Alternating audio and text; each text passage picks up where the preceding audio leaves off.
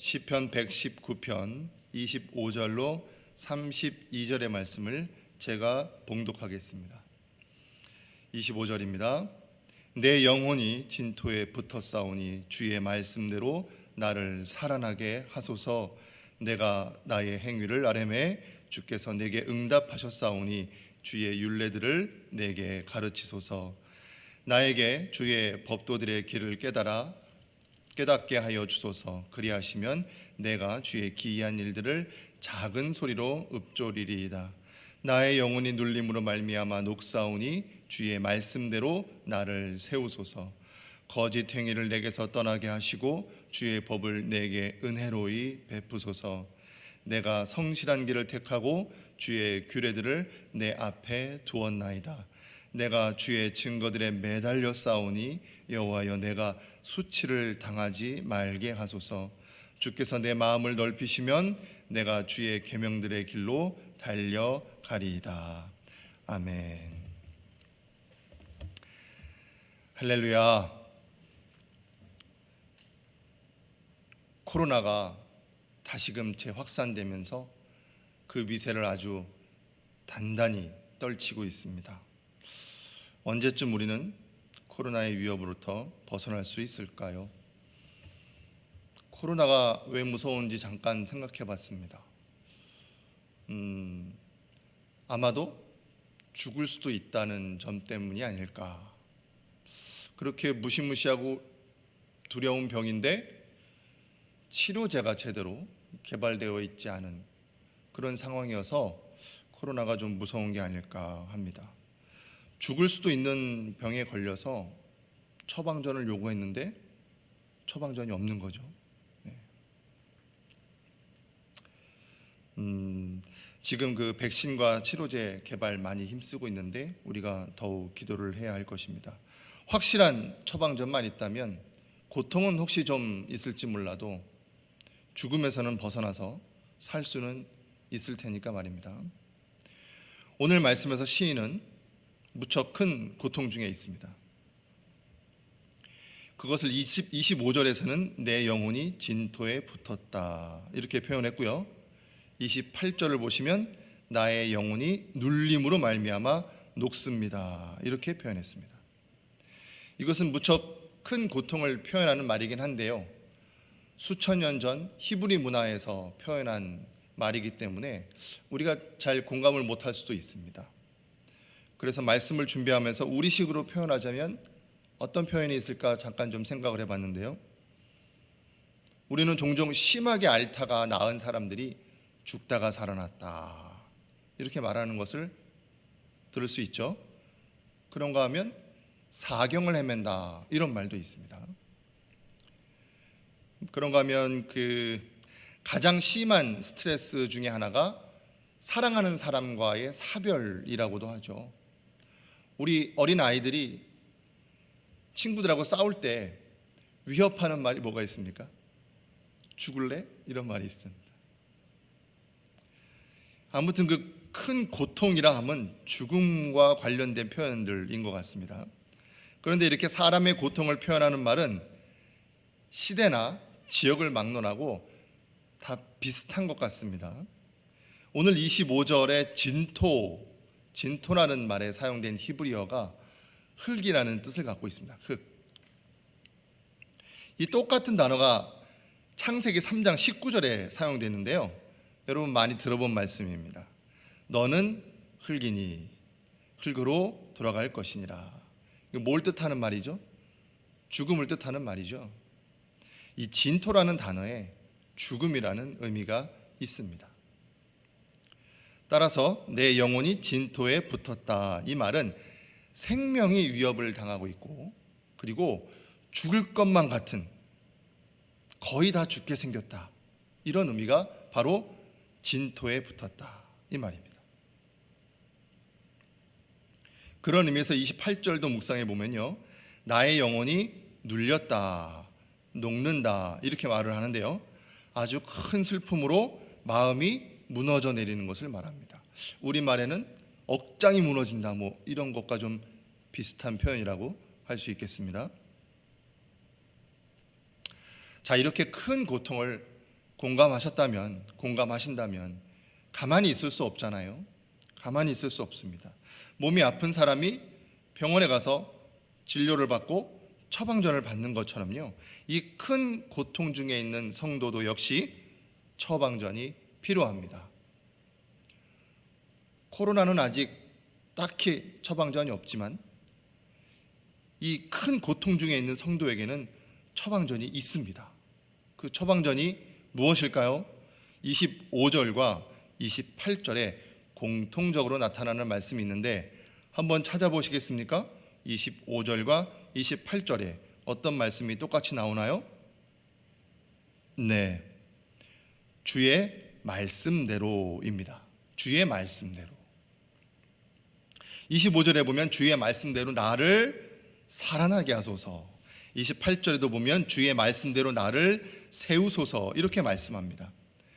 생명의 위협을 받아 거의 죽을 것 같은 사람도, 큰 슬픔에 마음이 무너져 내리는 사람도 모두 하나님의 말씀으로 살아나고 하나님의 말씀으로 다시 내 마음이 세워진다는 것입니다. 우리 자신을 한번 돌아보기를 바랍니다. 우리 자신은 어떤 존재였나요? 죽은 자였습니다. 죽을 것 같은 자가 아니라 죽은 자였습니다. 에베소서 2장 5절은요, 우리가 허물로 죽은 자, 이렇게 말을 합니다. 아담으로부터 전가되어 내려오는 그 죄는 물론이고 우리들 자신 스스로가 죄 가운데에 빠져서 꼼짝없이 죽은 자였습니다. 그런 우리들에게 말씀이신 예수 그리스도께서 처방전이 되어서 우리에게 찾아오셨고 그의 보혈로 우리를 살리신 것입니다. 이것을 에베소서 2장 5절에서 은혜라고 말씀합니다. 네, 맞습니다. 분명히 은혜입니다. 은혜. 왜냐하면요, 내가 살고자 처음부터 예수 그리스도를 찾아간 것이 아니라 나를 살리고자 예수 그리스도가 친히 처방전이 되셔서 나에게 찾아오셨기에 이것은 분명한 은혜입니다. 다른 말로 하면 우리의 처방전, 죄의 투성이인 우리의 처방전은 바로 복음인 것입니다. 복음. 그래서 베드로전서 4장 6절은 죽은 자들에게 복음이 전파되었다, 이렇게 말을 합니다. 그렇게 말씀하면서 그 복음으로 인해서 하나님을 따라 살게 하려 합니다, 이렇게 말씀합니다. 처방전이 되는 이 복음의 효능, 약에는 다 효능이 있잖아요. 처방전이라는 이 복음의 효능은 바로 삶입니다. 삶. 그러면 이 처방전을 받은 사람은 어떻게 해야 하나요? 처방전대로 우리는 시간에 맞춰 정시, 정량, 약을 복용하지 않습니까? 오늘 27절 말씀 보시고 함께 읽어보도록 하겠습니다. 27절인데요. 시작. 나에게 주의 법도들의 길을 깨닫게 하여 주소서. 그리하시면 내가 주의 기이한 일들을 작은 소리로 읊조리리이다. 말씀 깨닫기를 간절히 구해야 합니다. 처방받은 약을 정시정량 복용하듯이 말씀을 처방전으로 받은 우리는 이 말씀을 깨닫게 되기를 간절히 소망해야 됩니다. 말씀을 깨달은 자들은요, 기이한 일을 보게 됩니다. 오늘 본문의 조금 위 119편 18절에도 뭐라고 말씀하냐면요, 주의 율법에서 놀라운 것을 보게 해달라고 간구합니다. 자, 말씀을 깨달으면 기이한 것, 놀라운 것을 보게 되는데, 그렇게 내가 발견하게 된, 내가 알게 된 기이한 것, 놀라운 것 어떻게 해야 됩니까?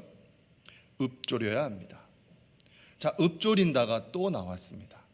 제가 119편을 계속 함께 이어서 묵상하고 있는데요, 15절과 23절에 읊조리다가 있고요, 오늘 27절에도 읊조리다라는 말씀이 나왔습니다. 제가 읊조리다가 어떤 의미가 있다라고 말씀드렸었는데 혹시 함께 하셨던 분은 기억나시나요? 네, 그대로 재현하다, 상기하다, 이런 의미가 이 읍조리다에 숨어 있습니다. 그러니까 처방전인 말씀을 받은 우리는 그 말씀을 깨닫기를 힘써야 하고요, 깨달은 말씀에서 놀라운 것, 기이한 것을 보게 될 터인데, 그것을 어떻게 한다고요? 그대로 따라 순종한다, 준행한다, 이렇게 해야 하는 것입니다. 30절에는요, 내가 성실한 길을 택했다, 이렇게 말씀하면서 주의 규례들을요 내 앞에 두었다라고 말씀합니다. 내 앞에 두어야 합니다. 우리가 어두운 길을 걸어갈 때 우리 앞에 무엇을 두죠? 랜턴, 후레쉬를 두죠. 빛을 비춰서 밝혀야 되는 겁니다. 말씀의 처방전을 받은 우리가 말씀을 깨닫고 놀라운 것을 보면 이 처방전이 우리에게 빛이 되어서 하나님께 향해 걸어가는 우리의 그 걸음 앞을 환히 비추어 주게 되는 것입니다. 그래서 시편 119편 105절에서 우리가 잘 아는 말씀이 있죠. 주의 말씀은 내 발의 등이요 내 길의 빛이니이다. 그러니 내 앞에 두어야죠. 앞에 두고 31절의 말씀처럼 매달려야 합니다. 매달려야 합니다. 이런 우리의 모습이 보인다면 하나님이 우리를 위해서 일하십니다. 우리가 수치를 당하지 않도록 하나님께서 도와주십니다. 우리의 생명을 위협하는 그 무엇, 우리의 마음을 무너뜨리는 그 무엇으로부터 우리가 수치를 당하지 않도록 하나님께서 막아주신다는 겁니다. 할렐루야, 아멘. 한 가지 꼭 기억하실 것은 이 모든 것이 하나님의 주권이요 하나님의 은혜라는 것입니다. 오늘 본문 29절을 한 번 더 같이 읽어보실까요? 본문 29절입니다. 시작. 거짓 행위를 내게서 떠나게 하시고 주의 법을 내게 은혜로이 베푸소서. 네, 떠나게 하시고 은혜를 베푸셔야 가능하다, 이 말씀입니다. 베풀지 않으시는데 우리가 깨달을 수 없습니다. 사도행전 8장을 보면요, 에티오피아 관리인 한 내시의 이야기가 나옵니다. 이 내시가요 이사야서를 읽고 있었는데 도무지 깨달을 수가 없었습니다. 그 답답함을 안고 있을 때 성령께서 빌립을 그 내시에게 보내서 말씀을 깨닫도록 합니다. 그 말씀을 깨달은 그 내시는 어떻게 했나요? 바로 그 자리에서 세례를 받았습니다. 이것이 바로 말씀이 가진 힘입니다. 그 말씀을 깨닫고 그 말씀으로 이 내시는 살아나게 된 것입니다. 하나님의 은혜가 아니면 말씀을 깨달을 수가 없습니다. 여러분, 거짓 행위를 떠날 수가 없습니다. 그러므로 시인은 오늘 결론처럼 32절에서 이렇게 말씀합니다. 내 마음을 넓히소서. 주의 말씀을 따라 살겠습니다. 마음을 넓혀달라는 것은요, 이렇게 마음을 쭉 넓혀서 무엇을 받겠다? 하나님의 말씀을 받겠다는 겁니다. 그러니 마음을 넓혀주소서 하는 것은 나에게 깨달을 수 있는 지혜를 많이 허락하소서, 이 의미와 일맥상통합니다. 그렇게 주시는 지혜에 따라, 주시는 은혜에 따라 말씀을 깨닫고 말씀 따라 살겠다는 시인의 각오입니다. 여러분, 우리에게도 이러한 고백과 각오가 있기를 소원합니다.